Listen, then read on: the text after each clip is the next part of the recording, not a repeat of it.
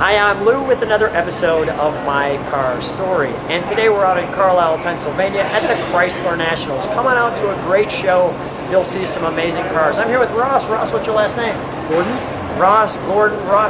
What car did you bring today? What year, make, and model? I brought a 1971 Plymouth Cuda 340. And this one, well, he's done some amazing things to make it amazingly original. Come on back with me. So right off the bat, we have 1971 plates, and that's just the opener. Speaking of opener, since we're in the back, let's show what's in the trunk, and you can explain that too. I love our badge there, and the great taillights. So tell me what you have here. Well, this car was originally equipped with door edge protectors, code M05, and they are a stainless steel door edge protector, just as it says. The issue with it was, I wasn't going to put those on a black billboard car because they break the billboard right in half and it doesn't look good in my opinion. So I wanted to display them with the car, so I displayed them in the trunk. Same with the antenna mast. I don't want to run it on the car all the time, so I just display it in the trunk. Perfect. So we have an antenna spot. Well, the antenna is as it should be with the car in the back. And here's the build sheet, which talks about this car exactly. I'll go slow enough so you can see that. So Ross, you've got an interesting story with this car. How long have you had this car? Well, I originally bought it in 1990 when I got out of the active duty Air Force. Made it look like a decent driver. Sold it in 91. And side. I want to show the side. Sold it in 1991.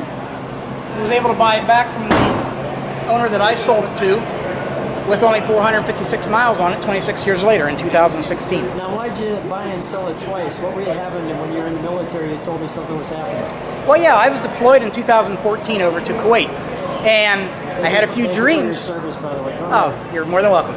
I had a few dreams of me with this car, and when I got back in 2014, I got a hold of the guy that I sold it to, kept in touch with him.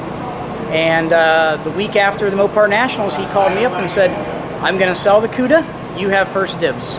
And not to let it ever go again, I made some transactions and made it happen so I could buy it back. Come on with me. So the Cuda, it's twice as good with this one.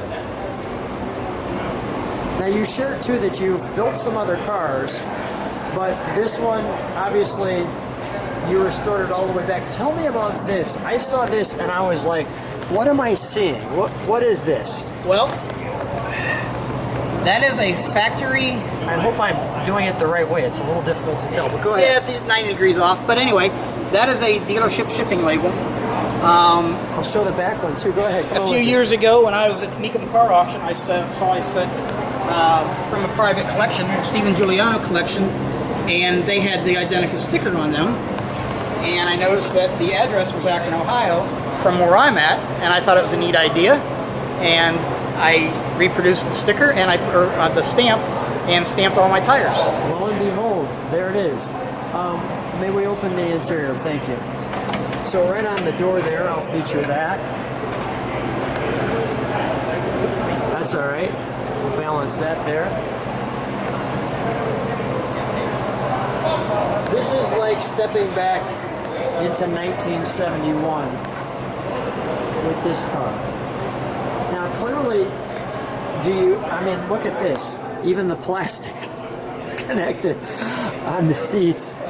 I mean, are you okay if I sit in it for a second? Sure. Okay, thanks. All right. Do you drive this ever? 484 miles I have. Okay, all right. So it does get driven. Yes. It was restored last year, 2020.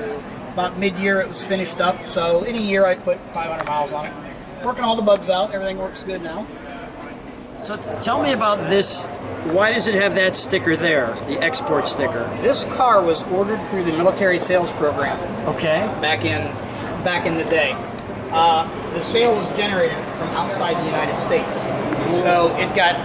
Let's open the hood too while you're talking. It got coded as an export-built car. Okay. Even though it never left the United States, it was coded as an export-built car. Before you do that, let me take a shot of the front. Sure. Which I almost forgot. And you've even got these here on both lamps showing. How did you get those? How did you reproduce those? Those are reproduced. You can get them through a few different companies, but those came from ECS. Okay. All right. Let's open that up. We got our Cuda 340.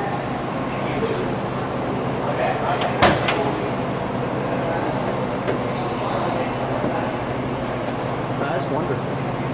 Now we have done something. This is also an interesting badge, which usually looks like a car, as you just said. When it's exported, you see that. I'll just let people take that in. A shaker. 340. Now we have unbolted this, so you can see. Let's show them what's under a shaker. So that picks up like that. And then you have that. Just like that. Alright, and interestingly enough, you have a little wire that comes down to grab onto your... Go ahead, you put that back on. I love how you've done it. Look how fast you got that back on there. That is great. Yeah, that basically goes to a bell crank right here. Yep. And there's another cable that comes to the firewall. You pull it and it opens up gills in here to draw in fresh air. Which is perfect. All right, can we fire it up? Sure.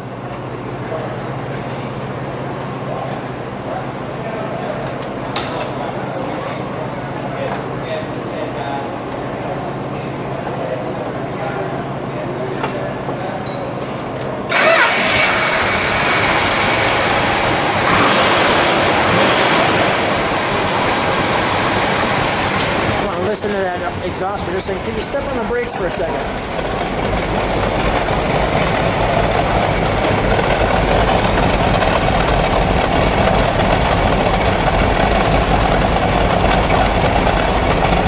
Go ahead, Ross, give it a rev. One more. Come on out, that's delightful. It's delightful, just delightful. Let me show one other thing. You've done a real nice job with this display. So for people who would like to know all of the details, we've got some of those there.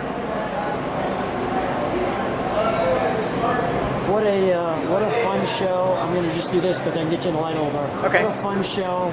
What a fun opportunity. Thanks so much for bringing the car out. It's been my pleasure having you on my car store. Well, I appreciate it. Thank you very much.